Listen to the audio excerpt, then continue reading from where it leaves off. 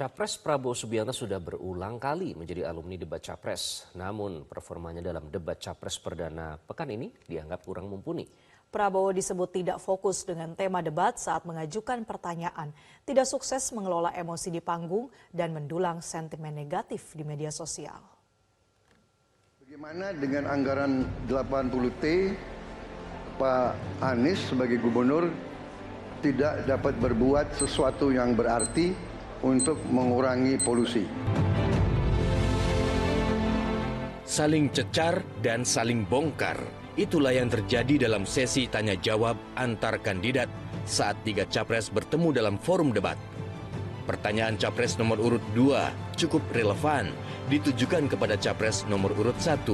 Namun isu yang ditanyakan dinilai tidak fokus pada tema yang telah ditentukan. Ternyata ada dari beberapa pertanyaan itu yang menyasar tema misal soal pengangguran, lapangan kerja, polusi begitu. Harusnya kan debat itu didalami di tema debat yang berikut atau debat yang berikut. Pekan ini masyarakat disajikan adu gagasan para pemimpin masa depan dalam edisi debat Capres Perdana. Debat pertama ini mengangkat isu perlindungan HAM, penegakan hukum, pemberantasan korupsi, dan penguatan demokrasi, toleransi, dan pelayanan publik. Pakar gestur dan mikroekspresi, Monica Kumalasari menilai Capres nomor urut 1 cukup berhasil dalam menguasai emosi. Anies tampak tenang dan tidak menampilkan dinamika atau gejolak emosi saat debat. Sementara Capres Prabowo menunjukkan lonjakan emosi yang menjadi perhatian masyarakat. Monica menyebut, Prabowo juga beberapa kali terdengar berbicara dengan ton suara rendah, menunjukkan kemarahan yang ditahan. Sesederhana itu, Pak Anies. Ada faktor-faktor lain, Pak Anies. Sedangkan Capres Ganjar Pranowo terlihat banyak menampilkan social smile untuk mengatasi situasi kebatinan. Pak Anies cukup tenang menguasai panggung dan ini memang merupakan baseline dari beliau.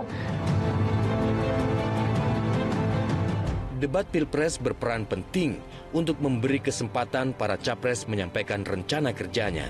Para capres tidak boleh lupa, pasca debat, pemilih akan menilai performa capres dan menjadikannya tolak ukur dalam menentukan pilihan.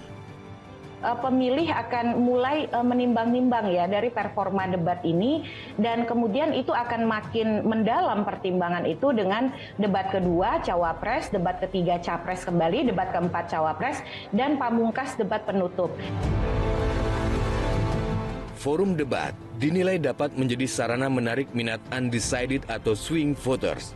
Hasil jajak pendapat Litbang Kompas pada 29 November sampai 4 Desember 2023 menunjukkan bahwa ada 28,7% responden yang belum menentukan pilihan pada pemilu 2024. Presentase ini tidak jauh berbeda dari angka masa mengambang pada pilihan terhadap capres yang mencapai 24,9%. Angka masa mengambang pada pilihan capres itu pun melonjak signifikan dari yang sebelumnya 15,4% pada Agustus 2023. Populasi undecided voters tak bisa diremehkan karena menjadi penentu pemilih.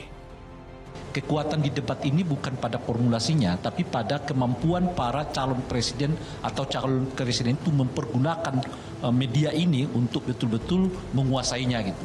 Kalau performa mereka seperti yang terjadi pada malam ini, saya kira debat yang kedua juga tidak akan terlalu mengecewakan kita. Bahkan boleh jadi resmi, lebih menggairahkan karena ada faktor Gibran di dalamnya yang sedang ditunggu-tunggu oleh banyak orang. Seperti apa penampilannya di dalam debat. Debat perdana rupanya menguntungkan capres nomor urut 1. Pasca debat perdana capres, nama Anies Baswedan viral di media sosial. Lembaga analisis media sosial Drone Emprit menyatakan sentimen positif diraih Anies, sedangkan sentimen negatif paling banyak diraih Prabowo. Yang juga tidak boleh dilupakan para capres, jangan mengumbar janji karena masyarakat pasti akan menagih bila yang bersangkutan terpilih nanti. Seperti Capres nomor urut 3 yang berjanji akan menyelesaikan undang-undang perampasan aset untuk memperkuat pemberantasan korupsi. Padahal masyarakat belum lupa Ketua Komisi 3 DPR RI yang juga Ketua Bapilu PDI Perjuangan Bambang Wuryanto pada 29 Maret lalu terang-terangan tidak berani mengesahkan RUU perampasan aset tanpa perintah dari atas. Maka yang mesti dilakukan adalah pemiskinan. Yang kedua, perampasan aset. Maka segera kita bereskan undang-undang perampasan aset. Gitu loh. Mungkin perampasan aset bisa, tapi harus bicara dengan para ketum partai. Duduk. Kalau di sini nggak bisa. Teori saya. Jadi permintaan jenengan langsung saya jawab. Bambang Pacul siap kalau diperintah. Mana perintah berani, Pak. Jelajahi cara baru mendapatkan informasi. Download Metro TV Extend sekarang.